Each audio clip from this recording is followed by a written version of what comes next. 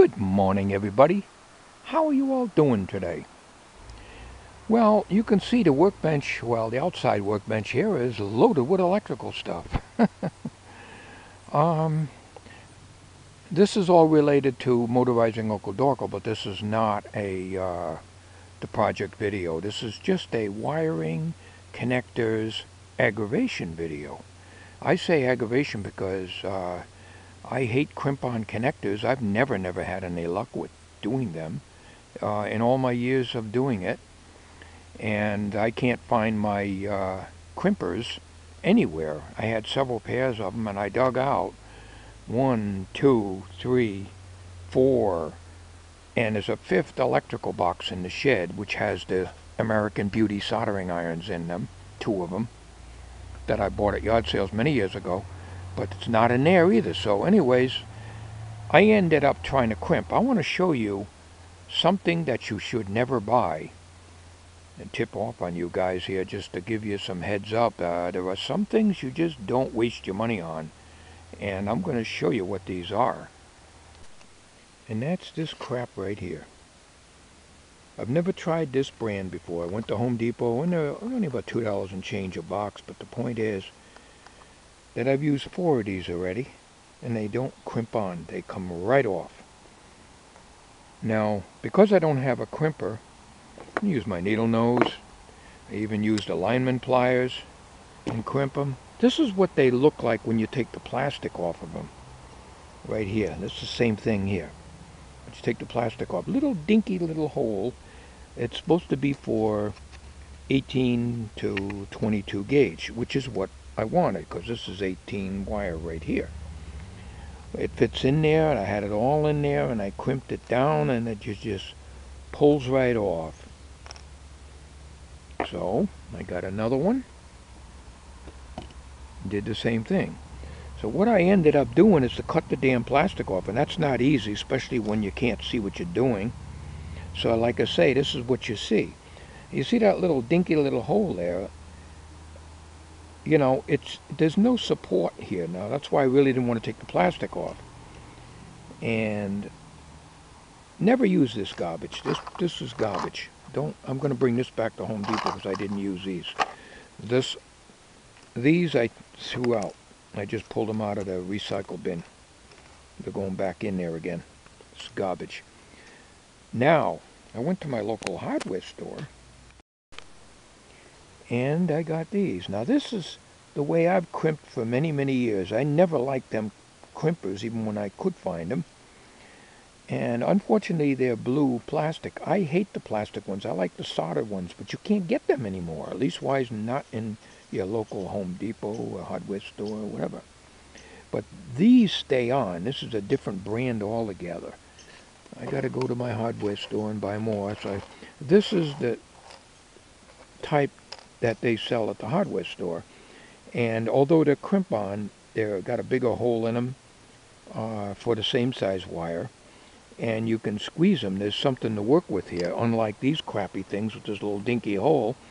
The only real way you could work with these is to take the plastic off like I did, push your wire in there and solder it, but you run the risk of the wire flexing back and forth and breaking off. So what I need these for is for my battery. These work very well. This is the type that my hardware store sells, but they're 15 cents a piece, so it adds up. I need 4, so I'm going to go down there and get 4. 2 for the 12-volt battery and 2 for the 6-volt battery. And then I'm using these on this terminal strip here, so the batteries will be connected directly here. The 6-volt and the 12-volt, the negatives will be tied together as a common point. And the other end of this wire, this goes on the battery. You can see I marked it red. This will go on the battery. I'll put these connectors on. Unfortunately, they're red, so I got to just paint one black so we don't reverse the polarity, and we just put that directly there. So all the fusing will be done afterwards. So this will allow me to do all my connections. But I'm making this video just to show you, be careful of what you buy out there, because there's a lot of junk on the market. And I'm telling you, I used 4 of these things, and I did them 4 different ways, not having the proper crimper. I even used the damn vice grip to crimp them. And you're just crimping this part here, of course. It's difficult because you got this tail on here, which gives it a good gripping point to pull it off. It's nice looking, but they're crap. You know, all the years I've been doing this, I've never had good luck with crimp-on. I hate them. I like solder-on. And like I say, years ago, you used to be able to get the bare connectors that were like this, only they had a decent hole in them. And I'm not talking about the diameter for the wire gauge. I'm talking about something you can work with and solder to. This is terrible, terrible design.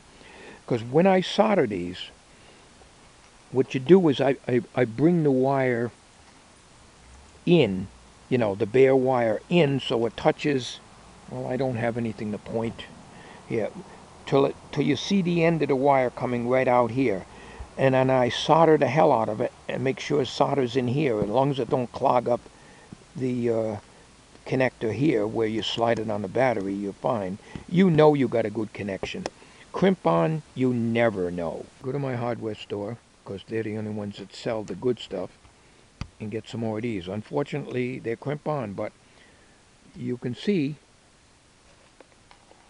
here, you squeeze the hell out of them, and you know what? They ain't coming off.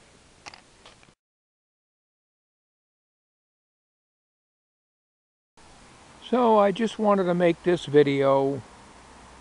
I gotta drop everything and go to my local hardware store because I didn't buy enough of these good ones here. You know, the blue jobs here. Unfortunately, they only come in blue. They come in different colors depending on the gauge of the wire. They really should come in black and red, but they don't. And that's one of the reasons why I bought these things, because they were red and I can identify my positive. Because with my poor eyesight, I liable to get them wrong. So anyways, I got to go to my hardware store and get a few more of these things. I'm going to return these because these are not wide enough. I bought some smaller ones, but they're too narrow to fit on here. You know, it's hard because I didn't have the battery with me when I went to the hardware store or Home Depot, and I estimated these to be a 1/4 inch wide, and that's about what they are.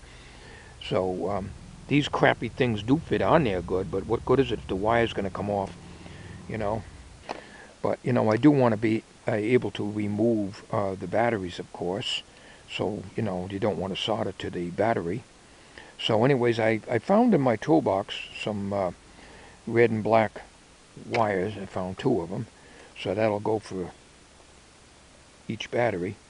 Now this one is on there, but I don't trust it. I squeezed the hell out of that little skinny little neck it's got on there. And but I'll tell you what, I don't trust it. Don't trust it at all. You know. So anyways, let's see. I've got a bunch of, you know, this is my main electrical box for doing, you know, the basic house wiring of replacing outlets or whatever, you know. So name it. It's in here. And this is my other box, my line splitter here. That's for you measuring your clamp-on amp meter. Measure your current for, you know, the appliance drawer. Works on, I believe, a 20 amp circuit. So what it does is it splits the line. So your neutral is going straight through, and your, in other words, instead of tearing the wires apart to put the clamp-on meter on, like when you got a plug in the wall and you're plugging in your appliance, instead of splitting the neutral and the hot wire and putting your clamp-on meter on it, you use this and plug it in. You don't have to cut your wires then, and then you just put your clamp meter on here or here. There's videos on YouTube on how to do that for those of you who are interested. Nothing big and not a big deal. These jobs here, I bought these at a yard sale a couple years ago. And some guy made these up, I guess, you know. I'll tell you what. You know, it's got to be an American-made dikes because I tell you, if this was made in China, it would have busted long ago. I've cut a lot of wire with this. It's a small cutter, but look at the leverage you got on that thing. You know, when I see stuff like this at yard sales, you know, I don't pass them up. They're just too good to pass up. So, yeah, so that's the story there. Conduit coupler. Since I got all of these toolboxes out, the electrical stuff, might as well show you the one that's buried in the back of the shed, which I just dragged out, that has these American Beauty soldering irons in and stuff. This is just stuff I don't use, and you can see the damn mildew and everything on everything. These are the kind of soldering irons that you want to use for soldering on a chassis of a radio. Like I say, I bought these at the yard sale many years ago. One I had probably about 25 years, and the other one probably about 10 or 12 years. I say American Beauty. They may not be actually, but that's the type of irons they are, you know. And they get hot. Boy, I'll tell you, you want to solder something on a radio chassis. These are the babies you know to use. There's a fuse puller here. These are things that I don't. It's a cable TV crimper, which now, of course, they have a different type of connector for them. So I just put that in. And basically my tools that I don't use. There's not much in here, but I don't have the wire crimpers anymore. So when I used to do, this is a extension for running a drill bit when you're drilling down through the walls to put wiring in and stuff. You know, use these long extensions and stuff. An old lineman's pliers, American made, of course. You know, these are things I had for years. X-Lite tools. Nothing fancy, just there's an X-Lite 1/4 inch. It's funny how the plastic gets this white look to it. I don't know. I noticed that on plastic handled screwdrivers, they get fungy.